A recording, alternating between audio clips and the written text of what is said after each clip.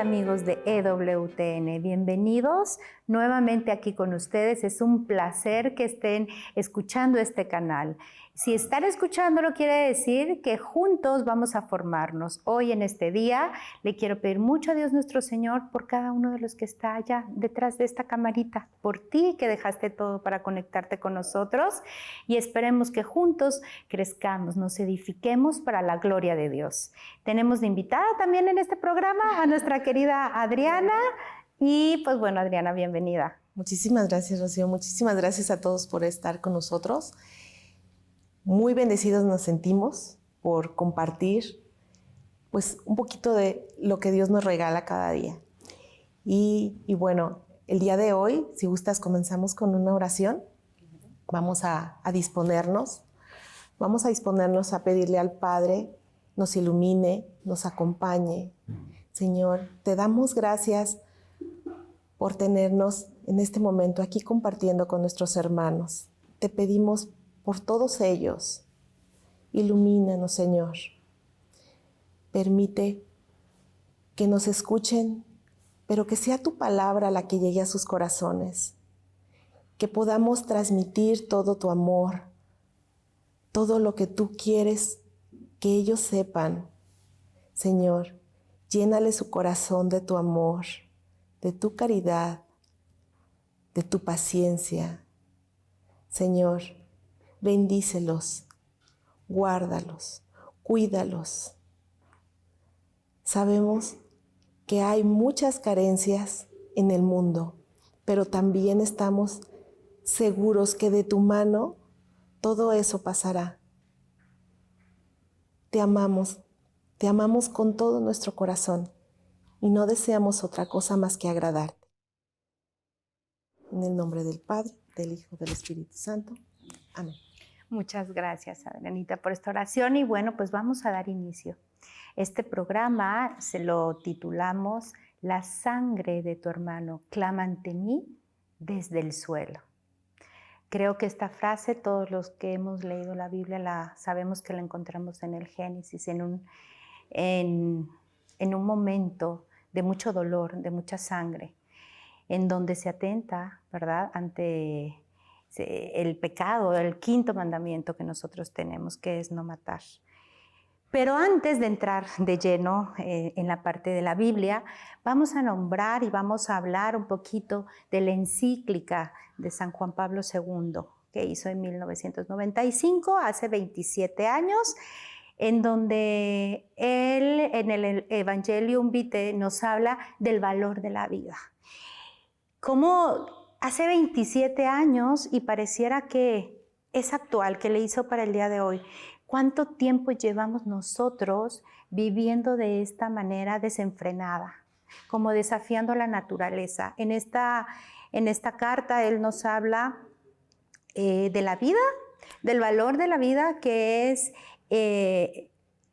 lo más grande que tenemos, es la ley moral más grande que nosotros, todos los que somos católicos y nos regimos por la ley de la Iglesia, nosotros tenemos que estar apegados siempre a la vida. Aquí no entra la muerte, protege la vida desde la concepción, desde ese abrazo que nos damos y se funde uno al otro y empieza la concepción hasta la muerte natural. Este es un llamado de atención hacia el aborto, hacia la eutanasia, hacia aquellos métodos que utilizamos donde nosotros queremos, ¿verdad?, doblegar a la naturaleza, donde nos queremos volver dioses, y en general habla de cómo nosotros queremos legitimizar las expresiones de libertad, donde queremos hacer uso de ellas, moviendo todas esas expresiones que se usan para que duela menos, para que los contextos impacten menos y que de alguna manera suavice, ¿verdad?, lo que es matar. Y entonces empiezan a ponerle otros nombres, esto es justificar. Creo que seguimos en el mismo contexto. Si San Juan Pablo nos viera, diría, Dios mío, pero ¿cómo es posible que hace 27 años y todavía no entendemos? Y peor, si nos vamos más atrás, sabemos que el origen de tanta violencia que tenemos entre nosotros se da desde nuestras sagradas escrituras. Así es. Se da desde el Génesis, como comenzamos el programa.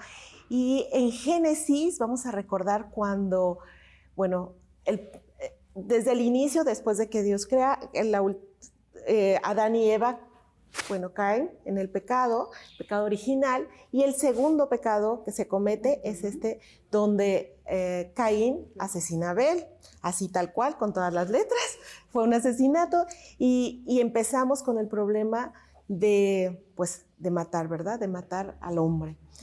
Y bueno, ¿qué sucede aquí? En este capítulo de la Biblia, vamos a recapitular un poquito. Caín empieza a sentirse muy celoso de su hermano. Los dos tenían a lo que se dedicaban, ¿no? Caín se dedicaba a la tierra, él era sembrador, él era agricultor, entonces, y Abel, él tenía ovejas y tenía ganado. Entonces, su primera ofrenda que hacen, porque recordemos que siempre, bueno, estas son como las primicias, ¿no? Entonces, sus primicias, sus regalos, sus ofrecimientos al Señor, en este caso de Abel, fue más grato que el de Caín para el Señor. Y ahí es donde comienza como ese celo de hermano, y pues planea la muerte de su hermano. De su hermano. Ajá. Entonces, cuando esto sucede, vemos aquí, lo fuerte en todo esto es analizar que aquí comenzamos con la muerte, ¿no? Y cuando Dios le pregunta, ¿qué has hecho? ¿No?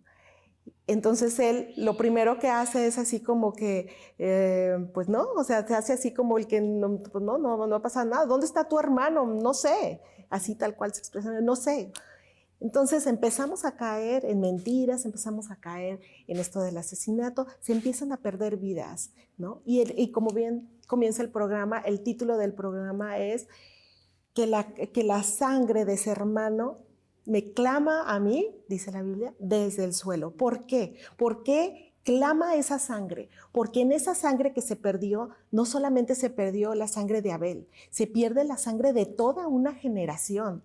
De hecho, en la Biblia, lo que dice, en la Biblia en hebreo, o sea, la Biblia original de donde se toma, no dice la sangre, como lo conocemos ahorita, dice las sangres, refiriendo a toda esa genealogía que viene desde ahí, porque se perdió, repito, no solamente una vida, se perdieron toda la descendencia de esa vida, claro, ¿no?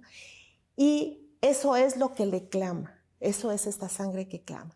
Bueno, él es desterrado, y bueno, con esto comenzamos a ver cómo el aborto, visto desde aquel momento, no nada más estamos perdiendo una vida, estamos perdiendo muchísimas vidas y hemos visto casos en donde, y son muy sabidos, por ejemplo, el caso de San Juan Pablo II, que su mamá, su confesor, platica, ¿no? Que la mamá tenía mucho miedo de que él naciera, incluso pensó en abortarlo. Imagínense que hubiera sido un aborto, no tuviéramos ahorita este conocimiento de lo que nos acabas de comentar hace rato. Y toda esa enseñanza que nos dejó, y ahorita tenemos un santo.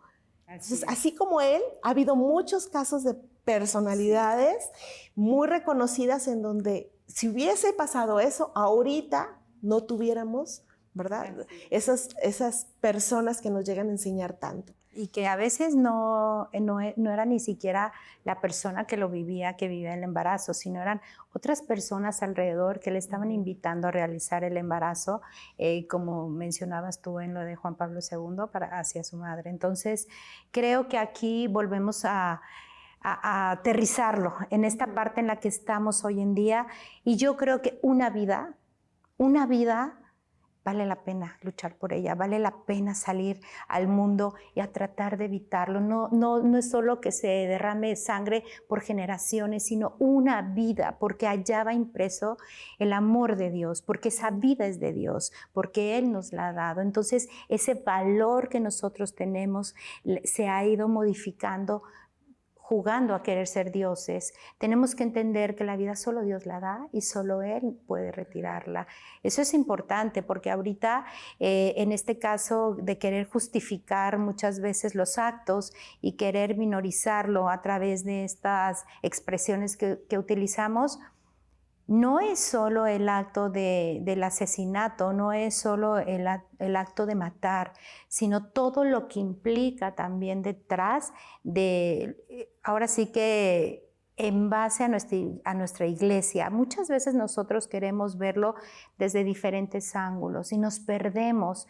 Saber que hay un bien y hay un mal es lo primero, para que tú puedas tomar una decisión y saber que el mal siempre te va a fracturar, te va a romper. ¿Qué es lo que nos pasó a raíz del pecado, cuando entra el pecado al mundo? Y lo que pasa es que vamos arrastrando un pecado y te va llevando a otro, como lo que hizo Caín cuando le preguntaron, ¿no? Primero mentió, primero no sé dónde está.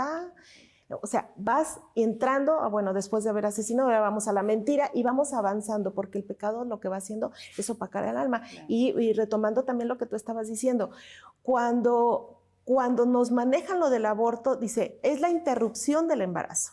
No es son esos términos malentendidos cuando un embarazo no se puede interrumpir. Yo puedo interrumpir la luz, ¿no? Exacto. Ahorita la pongo, ahorita la quito y entonces estoy interrumpiendo. Exacto. Pero no puedo interrumpir lo que ya no puedo devolver. Correcto. Y la vida ya no la voy a poder devolver. Así es. ¿No? Entonces no estamos terminas con él. Exactamente. Ahí estás atentando y estás terminando con esa vida. Y bueno, en este sentido de que sí acaba con generaciones, pues no sabemos qué era lo que venía ahí y estamos interrumpiendo el plan de Dios, ¿no? Si ya eran agradables las ofrendas que estaba haciendo Abel a Dios, ¿no?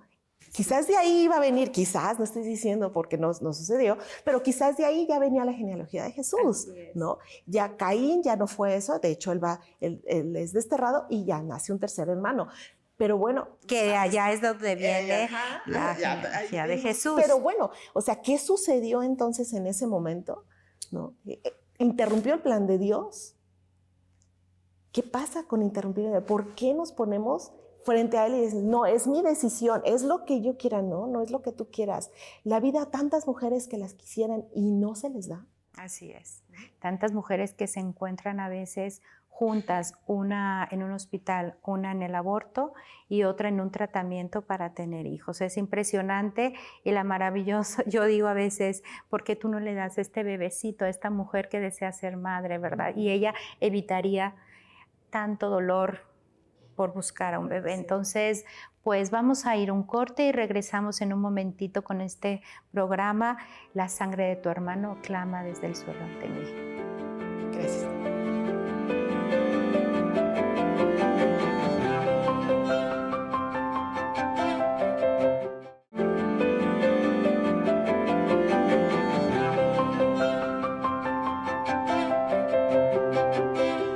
Bienvenidos nuevamente. Bueno, nos quedamos en esta parte del derramamiento de sangre que se da cuando el hombre quiere manipular la vida a su antojo, cuando el hombre quiere ser el que mueva las piezas. Aquí nosotros vemos que esta aspersión de la sangre que se dio en la Biblia en los primeros tiempos con Caín y Abel sigue el día de hoy sucediendo, pero de la mano de la madre. O sea, aquí vemos cómo en el vientre somos atacados, cómo desde el vientre nosotros venimos condicionados a la voluntad de alguien, ya no a la voluntad divina. Entonces, esa interrupción que se da donde se fractura el autoconcepto que la mujer tiene de ella. Porque la mujer vino a abrazar, vino a proteger, vino a cuidar. Y en ese momento en que la mujer empieza a interrumpir de forma voluntaria, yo creo que aquí en este egoísmo que nosotros tenemos de no querer sufrir, entonces mejor me deshago de este ancianito que tengo en casa que estorba mis planes de libertad. La libertad es que está tan comprometida en todo lo que el día de hoy, y es vista como un valor más importante sobre todas las cosas, incluso sobre la vida. Y entonces yo tengo la libertad de elegir si ese bebecito va a nacer o no va a nacer, incluso sobre la voluntad de su padre, hablando biológicamente, ya no solo de nuestro Padre Dios, que Él la da, sino incluso sobre la voluntad del Padre de hoy. Pero fíjate qué hermoso, qué confianza nos tiene Dios para confiarnos. Guárdame aquí 9 mesecitos a mi creación, a mi hijo, a mi amado.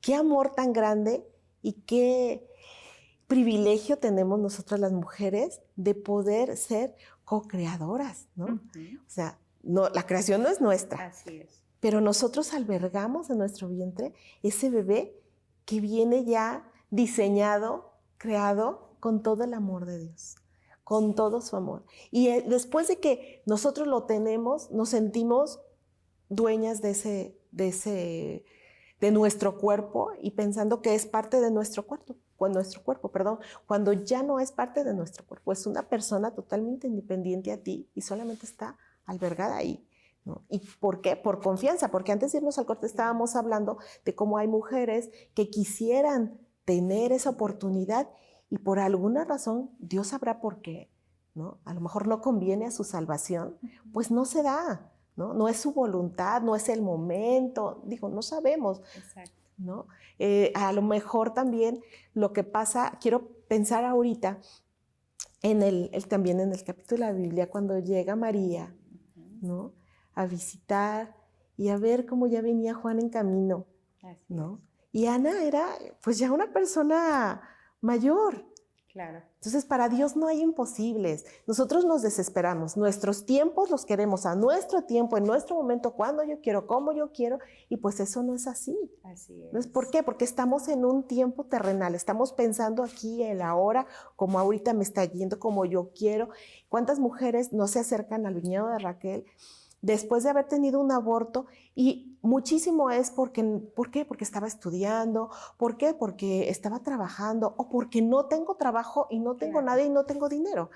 Entonces, esas condiciones humanas, económicas, mundanas, 100% mundanas, no te permiten ver que lo que viene ahí es una bendición. Y sí, es una bendición, porque Él ya viene también para alegrar tu camino. A lo mejor tienes un problema que se te vaya a presentar después y Él va a ser tu salvación. Claro. También muchas mujeres han dicho eso, ¿no? Bueno, yo me enfrenté con esta situación y ahora gracias a mi bebé me di cuenta el valor de la vida, me di cuenta, porque por alguna razón intentaron abortar y no se les dio. Bendito sea Dios, no se les dio. Han habido muchos casos así. No se da, y entonces nace el bebé y wow, o sea, se dan cuenta de lo que iban a hacer. Del regalo. Del regalo que tenían en ella, en su familia, en los abuelitos. Bueno, es de verdad esa genealogía que no se pierde. Claro, fíjate que aquí yo lo que veo es que estamos tan preocupados por no sufrir que finalmente esto nos lleva a sufrimientos más grandes. Este sufrimiento, este miedo que tenemos de enfrentar a veces las cosas es el que nos hace errar. Es el engaño del enemigo. Es el engaño del enemigo, porque yo lo veo mucho en que estas personas, cuando tú les presentas el plan divino, cuando tú les presentas lo maravilloso que puede llegar a ser, cuando tú les das opciones más viables que están dentro de la ley de la iglesia, y tú las acompañas y tú las abrazas y las ayudas a transitar, que no transiten solas, porque realmente el aborto y la eutanasia son dos situaciones de miedo. Realmente lo que lleva un ser humano a eso es el miedo que les da a enfrentar el dolor, la dificultad. Entonces, cuando ellos son acompañados, yo he percibido que lo que sucede es que me quedo con una partecita y tú con otra, vamos a decir de algún modo. Entonces es más fácil hacerlo acompañado, es más fácil encontrar un hombro, y por eso, si tú te fijas, los hijos vienen en matrimonio. Los hijos están, y lo recalca muchísimo este evangelio, la vida debe darse en el matrimonio porque somos dos para apoyarnos, porque somos dos para estar, porque lo que tú no puedas hacer, yo lo voy a poder hacer. Somos complementarios. Porque somos complementarios. Entonces, incluso con los padres, y habla aquí de la vejez y habla también del compromiso que nosotros tenemos con nuestros padres, de acompañarlos, de cuidarlos. La soledad es muy dura. La soledad te hace tener muchos pensamientos erróneos y muchos deseos confusos, y además en una edad en donde tú vas perdiendo, no la conciencia, porque eso no es que vayan perdiendo la conciencia, pero sí van perdiendo mucho el sentido de la vida. Entonces, es que nos van confundiendo mucho. Claro. Es la confusión la que lo lleva a eso, a pensar que no hay bebé. Es el primer punto que hay que ver. Sí hay vida, créelo, ahí hay vida. Así. Y está Dios creando esa vida. No, ya no te pertenece. Está dentro de ti, pero no es tuyo, no te pertenece. De hecho, los hijos son prestados, ¿no? Así es. Un día los vamos a devolver y qué cuentas vamos a entregar. Entonces, desde el vientre, entreguemos buenas cuentas. Esto es lo que tú me diste, Señor, esto es lo que yo te entrego, ¿no? Un hijo bien formado, un hijo con todo el amor a Dios, pues eso es lo que tenemos que ofrecerle, si creemos en Él. Pero si nosotros ponemos nuestra voluntad antes de la de Dios, pues entonces vamos a estar queriendo hacer el desgarriate que traemos. Claro. Y fíjate, Adriana, cómo ahorita sabemos, las que somos madres sabemos el gran don que son los hijos, pero también nos toca ver, de mi parte he visto muchas adopciones. Dios me ha permitido estar presente en las adopciones, ver de cerca a muchos hombres y mujeres que les fue negada dar la vida biológica, pero dan la vida del corazón. Y allá es en donde tú ves la magia, donde Dios dice, una mujer no quiere este bebé, pero tú no imaginas la felicidad que pueden darle a otras familias, llegando ellos a, como les digo, ustedes son la cereza de la creación de Dios, y viene de verdad a renovar un matrimonio, y viene de verdad este matrimonio a abrazar, a cuidar. Incluso yo he visto padres que adoptan niños en condiciones especiales, y ves cómo se comprometen con ellos, con sus terapias, los sacan adelante, y digo, Dios mío, ¿cómo tú puedes hacer maravillas? Y cómo a veces hay personas que no creen que esto sea posible, que yo no lo deseaba biológicamente y la vida está. Y quizá Dios permitió esta vida para esa otra persona que por algo no había podido continuar. Así es. Mira, ahorita que comentas eso me hace recordar un caso de una amiga muy querida, y ella no pudo tener bebés. Entonces, cuando en su amor quería darlo a estos niños, ella decide adoptar, cosa que me pareció maravillosa. Yo tengo hijos pues míos, y entonces yo decía, bueno, ¿cómo es esto? Hijos biológicos. Hijos biológicos, no sabía cómo iba a ser. Era el primer caso que yo conocía directamente, ¿no? Uno Claro. lo sabe, pero no había convivido con un caso así. Y bueno, mi amiga adopta. Se me hace tan hermoso porque el niño sabe que es adoptado, ¿no? Y ella le explica, mira, hijo, Dios te quiso mandar en otro vientre, pero en el corazón ya estabas aquí naciendo. Uh-huh. Cuando ella me dijo eso, mira, bueno, claro. Cuando ella me dijo eso, es cierto. Y ahorita la ves con sus hijos, ya son dos, uh-huh. Igual, la ves con sus hijos dándole todo el amor. Sí. Que yo no veo distinción entre ella y otra amiga que sí tiene hijos naturales, ¿no? Se preocupa son hijos. Los lleva igual al food, sí. O sea, hacen la misma vida. Cuando se enferman, la veo como le duele. Exactamente igual. ¿Por qué? Porque el amor también nace de conocernos. Exacto. Hablábamos en otro programa que el amor se da también. No puedes amar lo que no conoces. Y claro. A los hijos se les va amando, ¿no? Y lo amas desde que está en tu mente. Al menos yo recuerdo que yo deseaba y anhelaba con todo mi ser en algún momento darle oportunidad a un ser de venir y poder acompañarlo en este tránsito de la vida.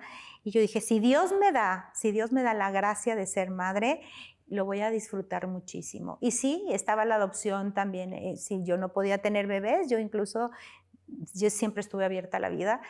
y dije, sí, sí adoptaría a un bebecito, porque finalmente no es el hecho de solo yo querer ser madre, sino es el hecho de darle la oportunidad a alguien de venir a la vida y que siente el amor de María Santísima, que siente el amor del Padre a través de mi esposo y de tu servidora. Sí. Finalmente es eso, que nosotros podamos darles a esos seres que llegan a complementar nuestras familias todo el amor, pero siendo imagen y semejanza de Jesús. O sea, de verdad, mi esposo a veces me dice, ay, a ver, ¿y quién es ejemplo realmente de todo esto? Y le digo, si lo quieres ver mundanamente, nadie va a ser ejemplo.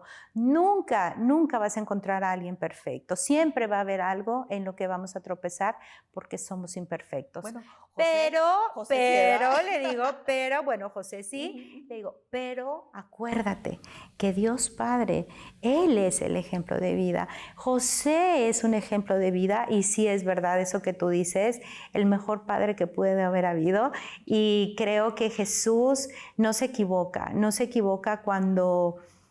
cuando Él, Dios Padre, no se equivoca cuando la maternidad llega a nosotros. Quizá en este momento que tú sientas miedo, quizá en este momento que estás por tomar una decisión de terminar con tu vida porque te sientas solo, a lo mejor ya estás en lo último de tu vida y estás tomando en este momento y pensando que ya quieres que se acabe. Yo te puedo decir que Dios tiene un plan, incluso en ese dolor, en ese estar en cama, para ti mucho más grande. Quizá ese tiempo que tú necesitas estar en cama es para que hagas introspección, para que vayas dentro de ti, sanes esas heridas, pidas perdón, o quizás sirva para la gloria de otro que está a tu cuidado. La vida no nos pertenece y si tú sientes soledad y si sientes dolor, busca a alguien que te ayude para salir de ese momento. Igual les digo a las personas que están decidiendo en estos momentos qué hacer con un embarazo que a lo mejor no era deseado. Siempre va a haber alguien que desea a ese niño. Su madre biológica eres tú, pero hay una madre del corazón esperando abrazarlo y esperando por ese bebecito. Que Dios las bendiga. Yo siempre pido mucho por aquellas mujeres que están pasando por situaciones de miedo, de estrés, de no saber si decirle a los papás, de no saber a veces incluso qué hacer.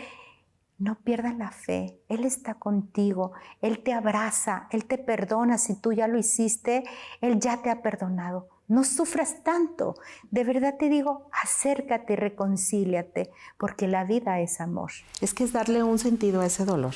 Correcto. ¿Sí? En la divina voluntad lo que hacemos es ofrecerlo.